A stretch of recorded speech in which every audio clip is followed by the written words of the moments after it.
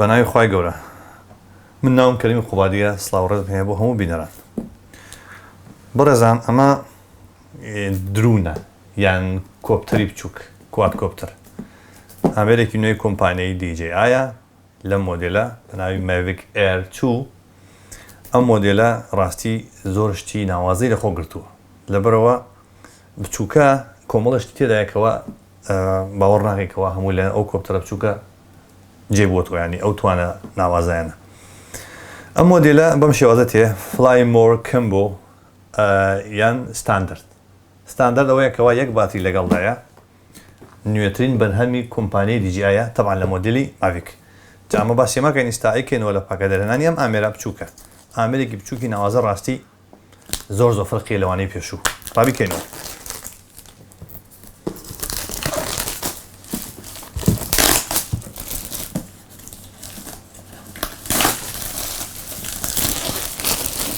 هەر کاتێک کۆمپانیای DJI ئامێرێکی نوێ دەرەگا لە کوادکۆپتەر یان جیمبڵ ڕاستی کۆمەڵێ گۆڕانکاری تێدایەکەوە لە مۆدێلە پێشوەکە زۆر فەرقی هەیە ینی زۆر جیاوازتر چیان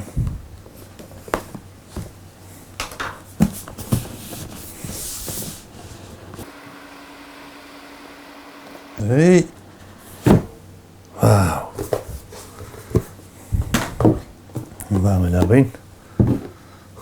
بینین هەر بەو شێوە لەناو جانتەکەدایە هەموو شتەکانی تێ کۆبۆتەوە جانتەکەیش ڕاستی جانتێکی زۆر تایبەت ناوازێ و شوێنی زۆر ناگرێت زۆر تایبەتیش دروست کراوە جامە جانتەکەی ئەمەی ترس وا بزانم شێوازی بەکارهێنان و ئەو شتانەیە ناڵامە پەڕەکانێتی یان پەروانەکان لەبەرۆ 6 دانە سێتی لەگەڵدا ینی 6 جار دوو پەروانەی خۆی 4 پەروانەی پێویستە کە 4 لەسەری دانەی 4 زیادەت هەیە ئەگەر تووشی شکان بۆیان شتێک بەری شتێکە و هەرچەند بە شێوازێک دروستیان کردەوە کەەوە بەری هیچ نەکەوێت چونکە حاسێکی زۆریان بۆ دانەوە بەمانە پێش ئەمە شتێک جانتەکە بکەینەوە ئامەیە ئەو ناوازە بچووکە کەوا زۆر لە خۆی بەتوانەترە DJI Mavic Air 2 دەبین چەند بچووکە بەڵام توانایەکی زۆری هەیە بەڕاستی زۆر ناوازەیە جا سێرکە ئەوانە حاسەن هەمویان ئەمە حاسەیە ئەمە لێرە یاد پێڵەن سینسۆریش لە پشتەوە هەر بەو شێوە لێرە لە پێشەوە دوودانە ئەمەشی هەیە لێرە ئەمە زیاتر کاتێک تۆ لە شوێنێکە توێ بفرێنی تاریک بێت ئەمە ڕۆشنەکەیان لە ژوورەوە تاریک بێت ئەمە ڕۆشنەکە بۆی ئەم دوانە کەەوە بزان چێنێ لە عەرزەوە دوورە بەری عەرز نەکەوە کاتێ ئەداتەوە ئێتر بە ئارامی دابەزی بەم شێوازە کرێتەوە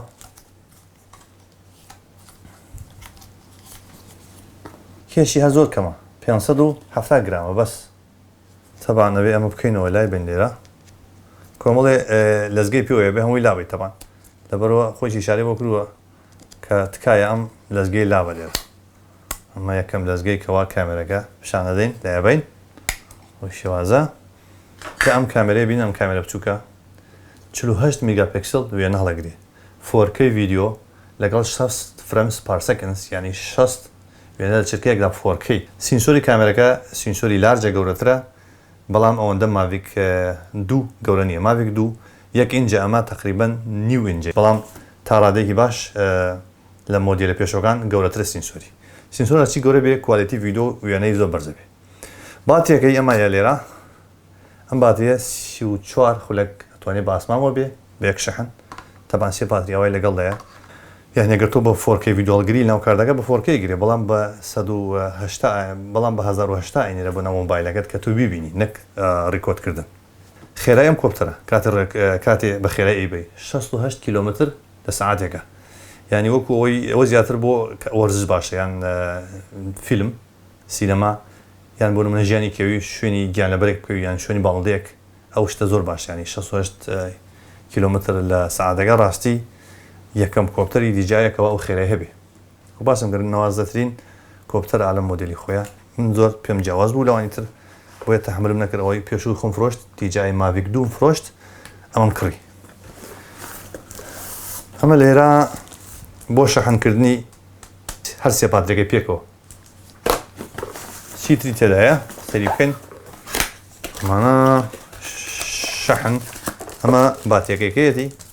لەبەرەوە وەکو باسم کرد سێ باتی لەگەڵدایە ئەم باتی دووەم لە جیاوازتر لە بەرهەمەکانی نوێی DJI ئەویش ئەوم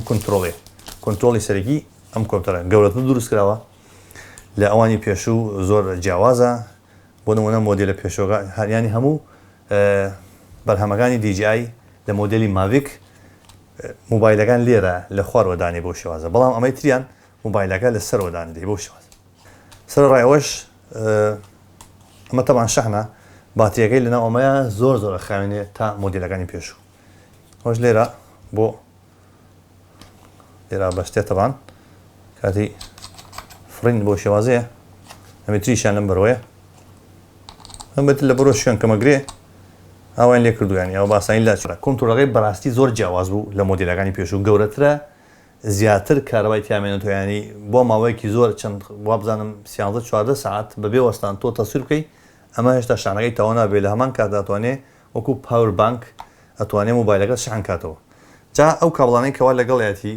بۆ شەحنکردنەوە یان بۆ پەیوەستکردنی موبایلەکە لە ڕێگەی کۆنترۆڵەکەیەوە پاشان بۆ کۆپتەرەکە سێ کابلی سەرەکی لەگەڵی ئەویش ئەوەیە لیتینگ ئەمە تایبەتە بە ئایفۆن ئەمەشی لەگەڵیە تەبان مایکرۆ USB و هەندێک موبایل ئەمە تریشیان USB-C لە هەردوو سەرەوە ئەمە تقریبەن وەکو ماتۆریانوانم بڵێن ئەکسس سێدانی پێوە یاک دوو سێ کاری لەکە لە کاتی وێنەگرتن و ڤیدۆگرتنە ئەو ڤیدۆ کە تۆ ئەگریان ئەوێنێ بە هیچ شێوەیەک لەرزەی نەبێ ئەم دوانە ڕایکردن چونکە ئەگەر خودی کامێرەکە بێ بەبێ ئەم جیمبەڵە بچووکە لەرزەی زۆر زۆرە بەڵام کارێکە بە هیچ شێوەیەک ئەو ڤیدۆ وێنەیە لەرزەی نەبێ وەکو باسم کرد 48 میگاپیکسل وێنەیە 4K ڤیدیۆ لەگەڵ 6 فرەمز پار سەکنس 34 خولەک ئەتوانێت بە ئاسمانەوە بێ 10 کیلۆمەتر دەتوانێت بە فول ئشتی ڤیدۆکە بنێرە بۆ موبایلەکە تەبان ئەگەر بۆ 4K هەڵگیری تەبان 4K لەناو خۆیانێنێتەوە ناو کاردەکە وەکو باسم کرد کێشی 570 گرامە هەر کێشی زۆر زۆر کەمە سینسۆرەکەیشی لارجە DJI گۆڕانکاری زۆر زۆری کرد لەمە بێژگەلەوە کۆمەڵێ کاری ئەوتۆ ناوازەی تێدایەکەوە خۆی بۆ خۆ دروستیەکە بۆ کاری سینەما شتانە ڕاستی زۆر زۆر بەدڵمەدا ئینشاڵڵا هەمویان تاقیەکەینەوە ئەمە پڕەکانێتی 6 دانە پڕە بۆ نمونە 6 دانە ئەم چوارە بۆ ئێرە دوو دانیشی لەگەڵدایە ئێرەش 6 ترە ینی 8 دانە پڕی زیادە هەیە جا ئەم پڕانە کەوا دروست کراوە بۆی لە مادەیەک دروست کراوە نەرمە کە هەوڵەدا دەنگی زۆر زۆر کەم بێت ئەم سێ فیلتەرەی لەگەڵدایە هەر سێکان ئیندی 16 ئیندی 64 ئیندی 256 ئیندی 256 تەبان زۆر زۆر تاریکترە دەبینن چەند تاریکانی ئەو دوو هیچ نابینی لەو دیو ئەوەندە تاریک ئیندی فیلتەر زۆر زۆر گرنگە زەرورە کامێرە پێوە بێ سەبەر ئەمە تۆزێک ڕووناکە تا ڕادێک کەم ئەمە تریشیان کەوا 64 تەبان زیاتر تاریکە ئەمە تا ڕادێکی باش ڕووناکیەکان ڕێکخا هەندی فیلتەر پاشان هەوڵەدا کەوا شوشەی کامێرەکەش بپارێزی شێوازی داخلکردنی فیلتەرەکەیان سابتکردنی ئەم شوشە بچووکە هەیە لێرە تۆزێکاوە پێشیدا ئەمە دەردێت بۆ شێواز ئەمەیکی پێوە نیە تەبان ئەو دوو خاڵی هیچ تێدانی پاشان ئەمە بەستیت بە هەمان شێوە ئەگەر زەرور بوو ئەم بچووکە بۆ شێوازە سابەتیەکەی بە هەمان شێوە تەبان بە لاردایانەی دواتر کلیک تەواو بۆ جێگیر بوو ئەگەر زەرور بوو ئەم فیلتەرانە بەڕاستی لە کاتێ کەوا خۆر ڕاستەوە خۆ لە ئاسمانەیە هەور نییە ئەم فیلتەرانە زۆر زۆر زەرورن یعنی لایانی کەمی فیلتەری 16 بەڕێزان حەزەکەم شێوازی بەستنی پەروانەکانی باسکەم کەوا چۆنە بەستی خۆی دوو نەوعی لەگەڵدا یەکیان ئەوای بینین کەوا خاڵی ڕەساسی لەسرە کۆم دوانەی بین مەتریشان خاڵی ڕەش لێرەش بە هەمان شت وەکو لێرە دەرەکەوێ بین نەمانە تا ڕادەیەک دوو خاڵی ڕەساسی لەسرە ئەمەش ڕەشە یانی ئەم خاڵە ڕەساسی بۆ ئێرەیە ئێوتریشیان بۆ ئێرە ئەم دوانە بۆ شێوە نابێ لە کاتی بەستنە زەفیلەکەی بۆ خوارەوە بۆ شێوازە پاشان سوور ڕێدەی ئەوە تەواو جێگیر بوو تر هەندر نایێت شۆش کۆ بێتەوە بە هەمان شێوەمەتریشیان زەختی لێگەی بۆ خوارەوە تەبان ئەو کلێکی تیا لەو کلێ بێ زەختی لێگەی بۆ شێوازە ئەوێتیان دەژێرەوە گری تەبان ئەمە بۆی لەگەڵ سوور نەخوا بۆ شێوازەی گری کاتێ داخلەکەیان دەری دێنی بۆ شێوازە باسانی شتێکی هەموویان تقریبان ماڤیکان بەم شێوە ماوەتەوە ڕاستی تێستکردنی لە دەرەوە کنترۆڵەکەی بەم شێوازەیە ئەوانەی کەوا کاتێ ئەمە خۆت بڕیار دەیکەوە ئەمە بۆ سەرەوە بێت یان بۆ چەپ و ڕاست بێت هەل کاتە ڕۆژنیەکەی لە ناو مینۆگە هەمووی تێدایە چوار بەشی تێدایە چوار مینو یان خۆت دروستیەکەی بەشی پێنجەم جا با بڕۆین لە دەرا